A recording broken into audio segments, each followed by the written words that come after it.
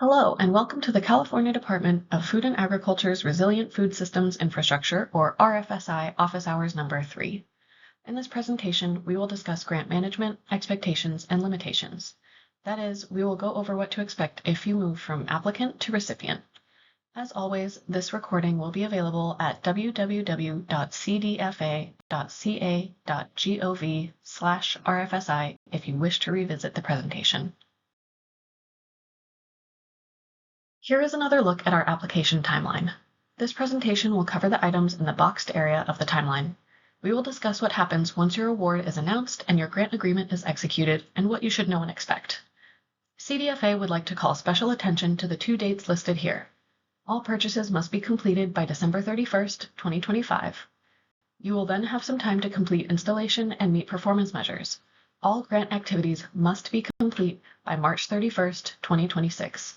These dates are firm and cannot be extended. Receiving and managing the grant. Upon USDA approval, successful applicants will be awarded funds.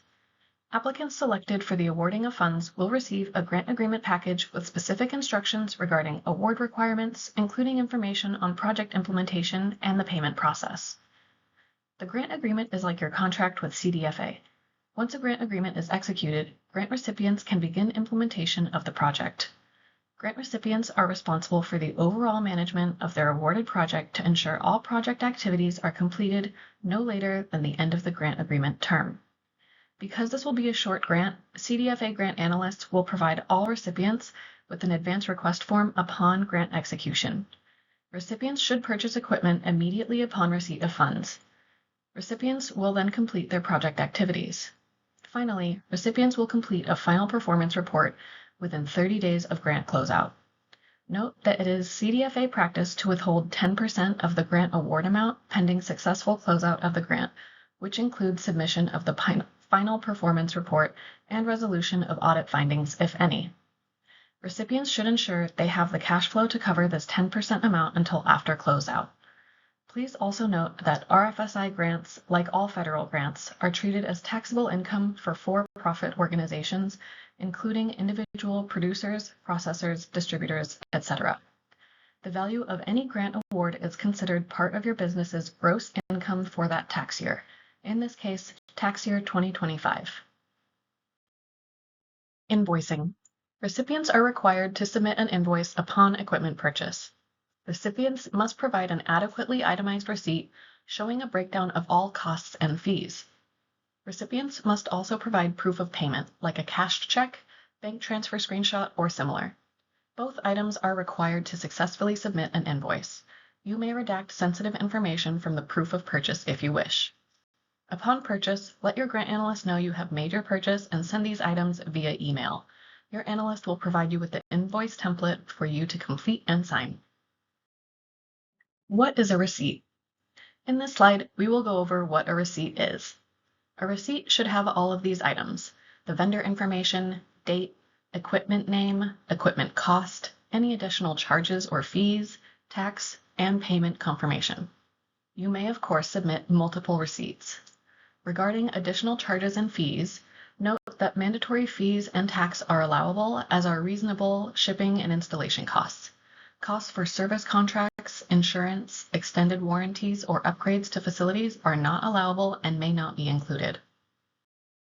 Here is an example of an acceptable receipt. As you can see, it has all the vendor's information at the top, the date, and detailed line items with a cost associated and what it includes. This is a detailed and acceptable receipt for a piece of equipment. In this case, we have redacted the recipient's name and contact information. Here is an example of an unacceptable receipt. As you can see, there is very little information on this receipt. It does not show how much the equipment costs in the line item. There is no fee or charge breakdown. It does not include tax. There is also no date on this receipt. What is proof of payment? This should include total payments and confirmation of payment. This can be a bank transfer screenshot, cashed check, or similar. You may redact or black out sensitive information, such as bank account numbers. Here is an example of acceptable proof of payment. It includes the date of the payment, the total amount of the payment, and also includes the payment check. The receipt and proof of payment can be a combination of documents, but these are the most common and straightforward examples. You can also see that sensitive information was redacted here.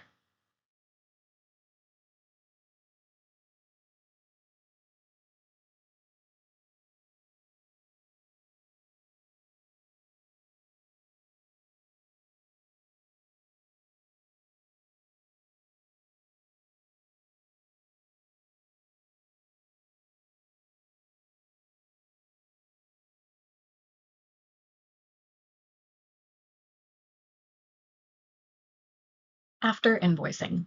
After your correct and completed invoice has been submitted, you will need to submit a completed Equipment Inventory Record, or EIR, form. You will also update this form at the end of your grant term. Both the invoice and the EIR must be submitted within 30 days of purchase and/or equipment acquisition. Your analyst will provide the form and instructions to you upon completion of your invoice.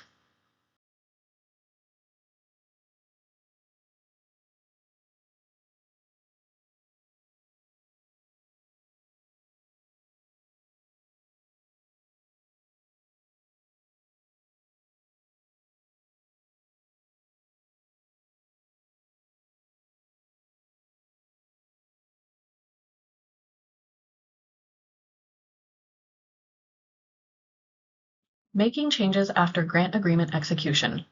Recipients will not be able to substantially change their project after the grant agreement has been executed.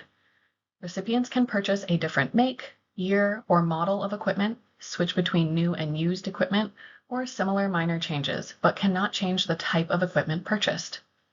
If your proposal was approved to purchase an egg washer, you can purchase a different kind of egg washer, but you cannot purchase a refrigerated vehicle because that does not wash eggs. Remember that no general purpose equipment is allowed. This includes, but is not limited to, pickup trucks, minivans, sedans, ATVs, etc. So while you could switch from one brand of refrigerated cargo van to a different brand of refrigerated cargo van, you could not switch from a flatbed truck to a pickup truck.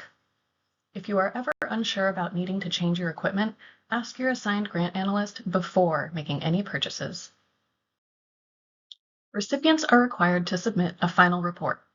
Final reports are used to identify milestones, detail results achieved, demonstrate performance measures met, and highlight success stories. Recipients will receive a final report template from CDFA approximately 1 month prior to grant closeout.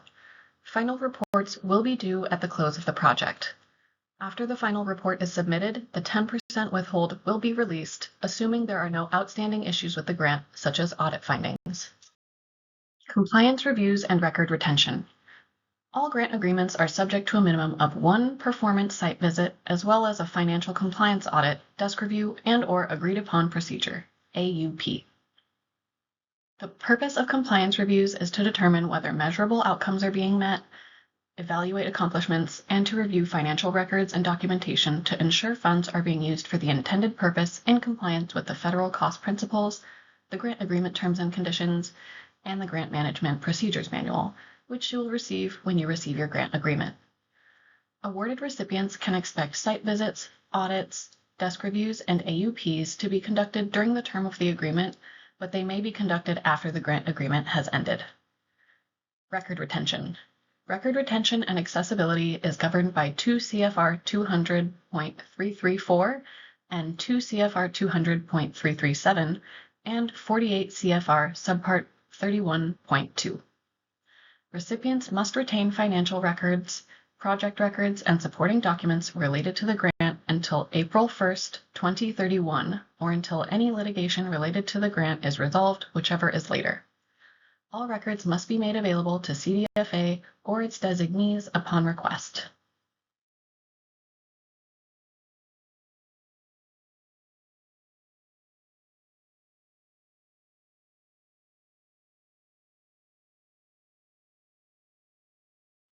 Here are some grant management reminders. RFSI grant awards are considered taxable income. Please know the name your business files taxes under. This will be required information. There is a mandatory 10% withhold of funds until closeout of grant. You will be receiving an advance request form with your grant agreement. You must also still invoice for your purchase. Invoicing must be completed within 30 days of purchase. Recipients must retain all records related to your purchase. This should include an itemized receipt from the vendor showing a breakdown of fees and charges.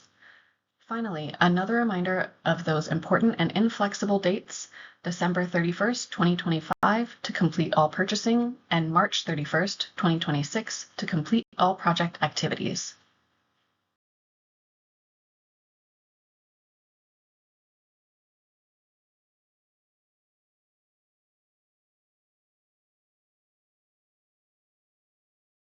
That concludes the grant management presentation.